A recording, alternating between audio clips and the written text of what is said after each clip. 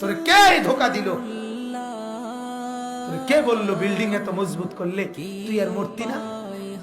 তোরে কে বললো SS5 এর গেট লাগাইলে তুই আর মূর্তি না?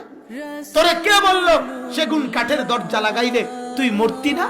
তোরে কে বললো গ্রিল মজবুত করে দিলে তুই মূর্তি না? কিরে কে তোরে বলল? দুনিয়া লাথি মারে যাবে ইমান। আমার কথা কোনদিন মনে আসে না, আয় কবরে আয়। হাদিসের মধ্যে আছে নাফরমানকে কবরে নেওয়ার পরে কবরের ডান দিকের মাটি বাম দিকে, বাম দিকের মাটি ডান দিকে এত জোরে চাপ মারে পুরা হাড্ডি মেরুদণ্ড কড়কড় করে সব বাইঙ্গা গুড়া গুড়া হয়ে আছে।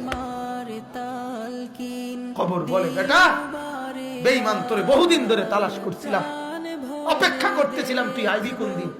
আজ আসছিস? তুই জানোস না আমি কি?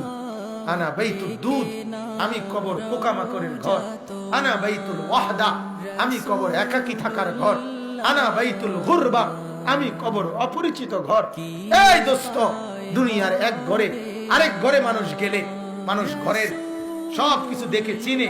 বাথরুমে এটা, ওই কোনারটা পাকঘর, এই লম্বা লম্বা এটা লম্বা লম্বি 5 ফিট, এটা বারিন্দা। মানুষের কইতে আরে এক ঘর আরেক ঘরটা দেখলো বুঝে, ঠিকই না বলে? কারণ কাছাকাছি মডেল সব, ঠিকই না বলে? কবর ডাক দিয়া বলে বান্দা শোন, আমি কবর অপরিচিত ঘর। এই ঘরে আসলে জগতের কোনো ঘরের সাথে মিলবে না, তুই এই ঘরের কিচ্ছু খুঁজে পাবি না, এই ঘরের কিছুই চিনবি